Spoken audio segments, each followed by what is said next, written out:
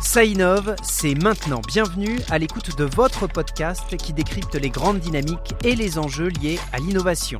La crise sanitaire bouleverse le monde, transforme nos manières de travailler, de vivre ensemble. L'innovation, c'est la clé pour se réinventer demain. Dans cet épisode, nous allons voyager dans le temps, partir à la découverte de ce qu'on appelle la mémoire du futur. Ça innove, un podcast présenté par l'Agirc Arrco, acteur de référence de la retraite.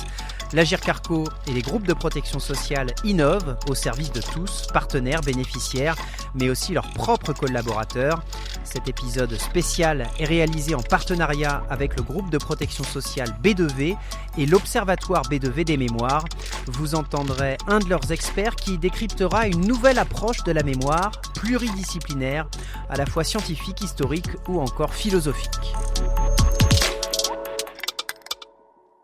C'est un concept qui a de quoi laisser perplexe. Qu'entend-on par mémoire du futur ? La mémoire fait référence au passé, le futur nous projette dans l'avenir, deux termes, deux temporalités opposées qui pourtant se rejoignent, et c'est ce que nous allons tenter de comprendre. Imaginez que votre capacité à vous projeter dans le futur soit conditionnée par vos souvenirs. C'est l'idée de mémoire du futur, et cette idée, elle est plutôt ancienne. Au Moyen-Âge déjà, certains érudits considéraient que le cerveau était mieux équipé, si j'ose dire, pour s'occuper du futur que du passé. Autre exemple, Mnémosyne, la déesse grecque de la mémoire, avait deux faces, l'une tournée vers le passé, l'autre vers l'avenir. Une idée ancienne donc, mais mise récemment à l'épreuve de la science. C'est là l'innovation technique, explique Robert Jaffard, neurobiologiste et membre de l'Observatoire B2V des mémoires. Depuis quelques années à peine, les chercheurs parviennent à mieux cerner ce qu'est précisément cette mémoire du futur. La première chose dont on s'est rendu compte, c'est que les amnésiques, qui sont caractérisés par une absence de souvenirs personnels, ne se souviennent pas donc des événements qu'ils ont vécus personnellement et sont fortement déficitaires pour imaginer leur futur personnel. Leur passé et leur futur personnel, lorsqu'ils en parlent, c'est le vide.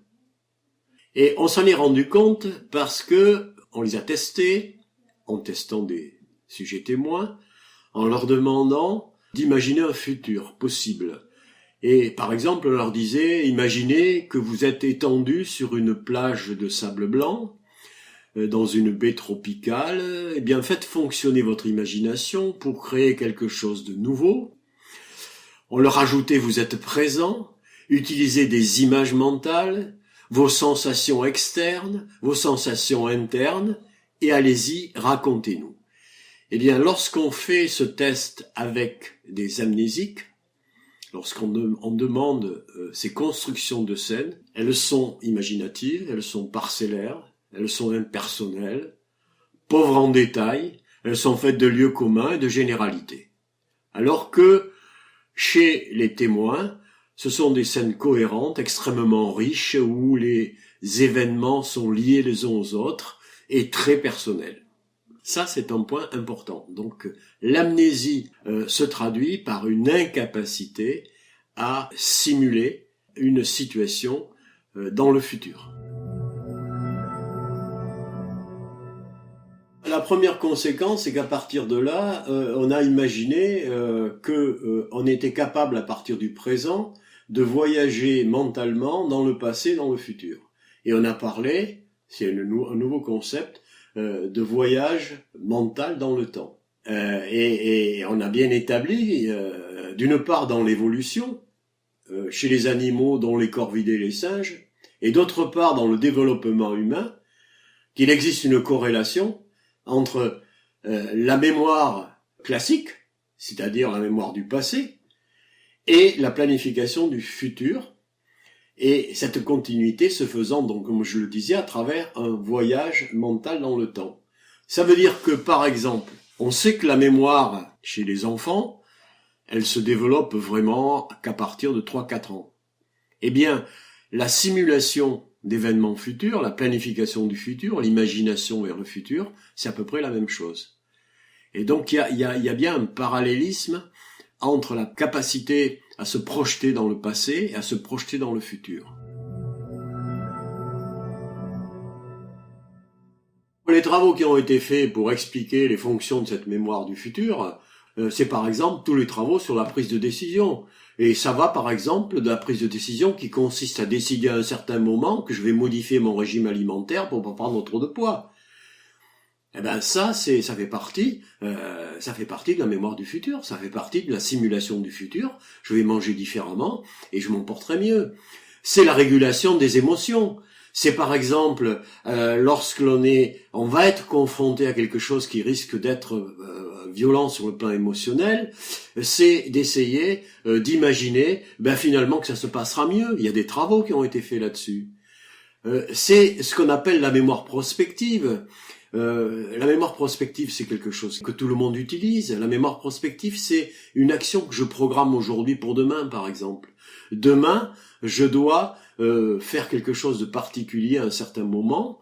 Donc, je me projette dans le futur pour ne pas oublier de faire quelque chose demain. Et puis, il y a évidemment tout ce qui concerne la navigation spatiale, aller d'un point A à un point B. C'est quand même quelque chose de très important. Cette navigation, elle n'est pas uniquement spatiale, elle peut être mentale, conceptuelle. Il y a des expériences qui ont montré que lorsque on essaie de se représenter mentalement, naviguer à l'intérieur des concepts, eh bien, on a quelque chose qui ressemble à naviguer dans un environnement spatial.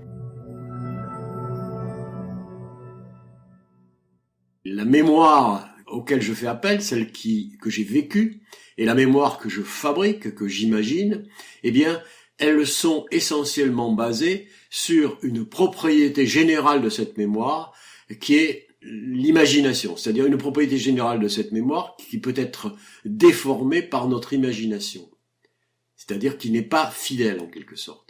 Par exemple, pendant le sommeil, on sait que les souvenirs que l'on a au réveil ne sont pas exactement les mêmes que ceux qu'on a en s'endormant, parce que pendant que nous dormons, notre cerveau est au repos, il travaille sur tout ce que nous avons enregistré et il le réorganise.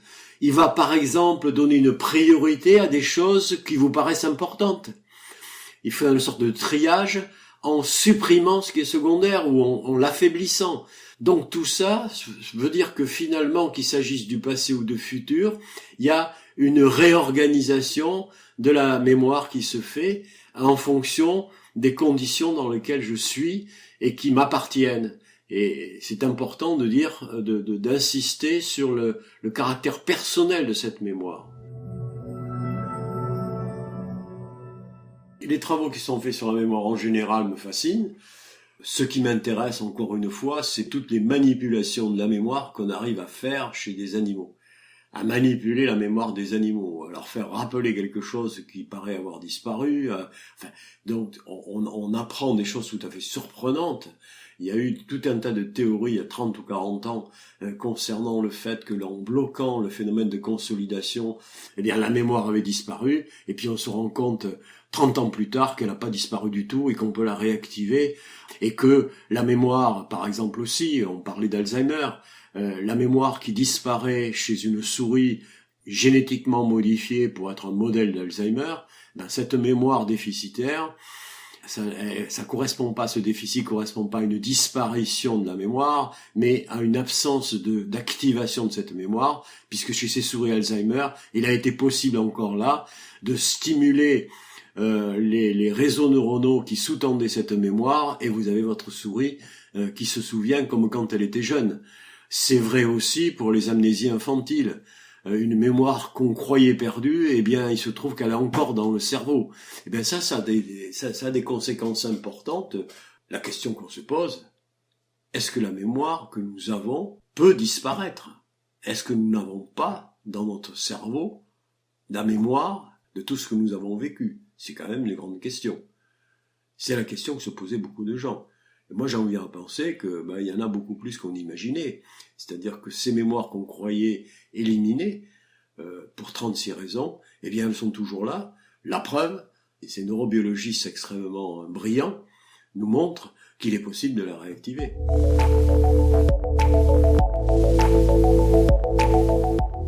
C'était Robert Jaffard, neurobiologiste et membre de l'Observatoire B2V des mémoires.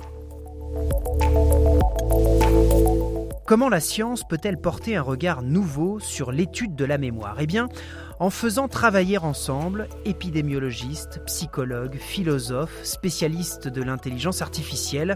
On appelle ça l'interdisciplinarité et c'est ce qu'encourage et développe l'Observatoire B2V des mémoires. Francis Eustache préside le conseil scientifique de l'Observatoire. Il explique que tout a commencé avec une étude sur la Seconde Guerre mondiale par un neurobiologiste et un historien. On a commencé à travailler sur la Deuxième Guerre mondiale, sur la mémoire de la Deuxième Guerre mondiale, et on a travaillé sur un corpus de journaux télévisés des années 80 jusqu'à à peu près 2010. Et donc dans ces journaux, on a, essayé de repérer des occurrences de mots qui avaient trait à la Deuxième Guerre mondiale. Et puis ensuite, on a mis en relation ces mots qui survenaient dans les journaux télé, qui sont en quelque sorte des stigmates de la mémoire collective de cette période de notre histoire, donc la Deuxième Guerre mondiale. On a mis ça en relation avec des légendes de photos qui se trouvent au musée mémorial de Caen. Et on a vu qu'il y avait une bonne correspondance entre ces légendes qui décrivent des scènes de la Deuxième Guerre mondiale et puis ces journaux télé. Donc en fait, on avait une sorte de première réduction entre cet immense corpus qui vient des journaux télé et puis ce corpus plus petit qui vient cette fois-ci du musée mémorial de Caen. Une fois qu'on a fait ça, on a fait visiter cette salle du musée mémorial de Caen à un certain nombre de participants. Et puis le lendemain ou le surlendemain, ces participants venaient dans mon laboratoire et on leur faisait faire un test de mémoire de ce qu'ils avaient vu dans le mémorial de Caen, mais en enregistrant l'activité de leur cerveau grâce à une IRM. Et en fait, ce qu'on a montré, in fine, dans ce travail, qui a été publié dans la revue Nature Human Behavior à la fin de l'année dernière, à la fin 2019, ce qu'on montre, c'est que les souvenirs des personnes du musée mémorial de Caen, de leur visite dans le musée mémorial de Caen, sont fortement influencés par les représentations de la mémoire collective. C'est-à-dire que ce qui est le plus entré dans la mémoire collective de la Deuxième Guerre mondiale, eh bien, c'est ce qui va le plus marquer les souvenirs personnels de la personne. Donc on a vraiment une interaction forte entre mémoire collective et mémoire individuelle. Vous venez d'écouter Ça innove, le podcast qui vous parle des grandes dynamiques et des enjeux liés à l'innovation. Une émission produite par l'Agirc Arrco, acteur de référence de la retraite, et réalisée en partenariat avec le groupe de protection sociale B2V et son observatoire B2V des mémoires. N'hésitez pas à noter l'émission, à nous laisser des commentaires, on a hâte de vous lire.